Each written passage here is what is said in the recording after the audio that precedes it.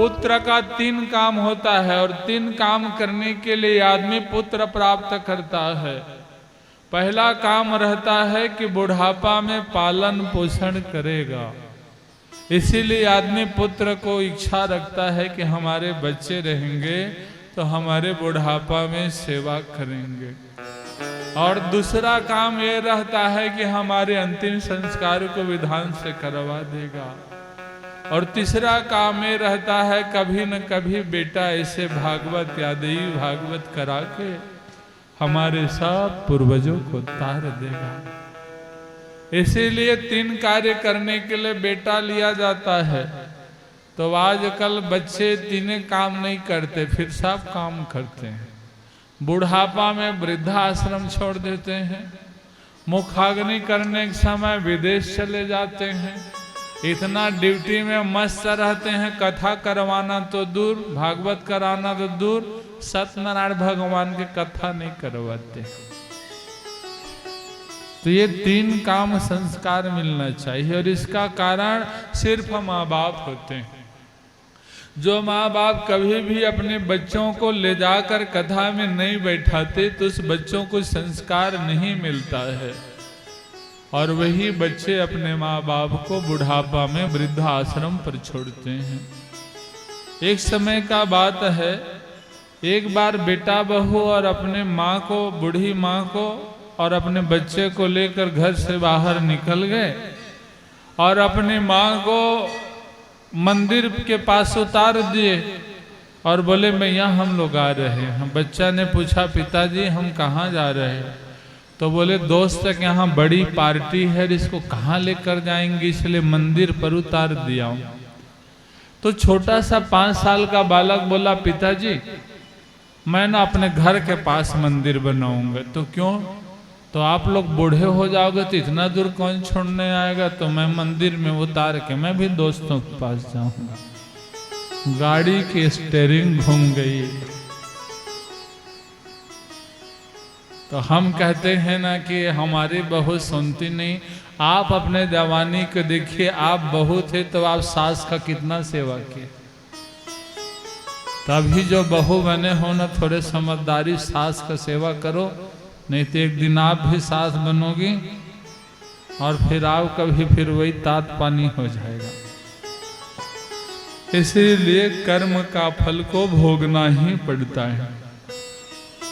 गोभिल ने कहा ब्राह्मण देवता तुमने पश्चाताप किया इसीलिए तुम्हारा अपराध आधा हो गया। तुम्हारा बेटा जन्म से महामूर्ख होगा लेकिन बाद में जगदम्बा की कृपा से विद्वान हो जाएगा। यज्ञ संपूर्ण होने के बाद कुछ समय के बाद में ब्राह्मणी गर्भवती हुई। ब्राह्मणी के गर्भ से एक बालक रोहिणी नक्षत्र पर जन्म लिया। श्री कृष्ण भगवान भी जन्म लिए हैं, वह रोहिणी नक्षत्र है। वैसे रोहिणी नक्षत्र पर एक बालक आया। ब्राह्मण देवता घर में बहुत ही सुंदर था। छठे उत्सव मनाया गया क्योंकि पहले विधान से 6 दिन में छठी मनाया जाता था। अब आजकल छुट्टी के दिन छठी मनाते हैं, नहीं छठी वट्ठी नहीं मनाते, सीधा बर्थडे मनाते हैं।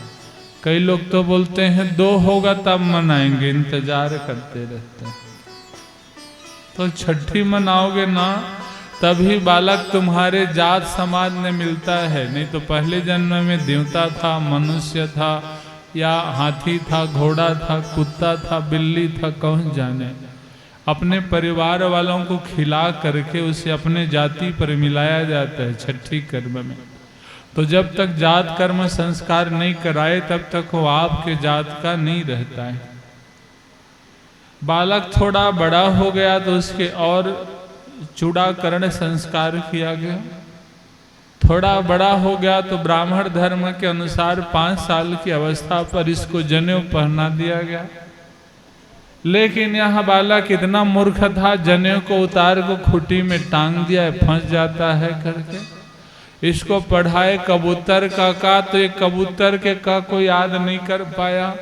गायत्री मंत्र पढ़ाया गया तो 24 अक्षर तो दूर रहे, एक अक्षर को याद नहीं कर पाया। ओम भूह तक नहीं बोल पाता था। पशु की तरह यह अपने जीवन को जीता था। ज्यादा गर्मी लगे तो एक दिन में 2 बार नहाता था, और ठंड का महीना आ जाए 2 महीने में 1 बार नहाता था। नहाना को तो छोड़िए, वो खाना खाता था तो हाथ को धोता नहीं था, पोंछ लेता था।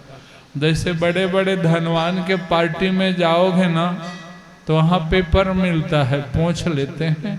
और कोई दूसरा आदमी आता है तो हेलो हाउ आर यू करके उसके हाथ में पोंछ देते हैं। पूरा जूठा सप्लाई करने का पार्टी होती है। कोरोना काल आया तो लोग कुछ दिन हाथ मिलाना छोड़ दिया। अब कोरोना गया है तो फिर अपने नाक को दूसरे के हाथ में पोंछ देते हैं। ये हाथ मिलाना अच्छी प्रथा थोड़ी। हम तो नौकरी करते हैं, लोग हाथ बढ़ाते हैं तो हम हाथ जोड़ लेते हैं, भैया हम मिलाएंगे सिलाएंगे नहीं।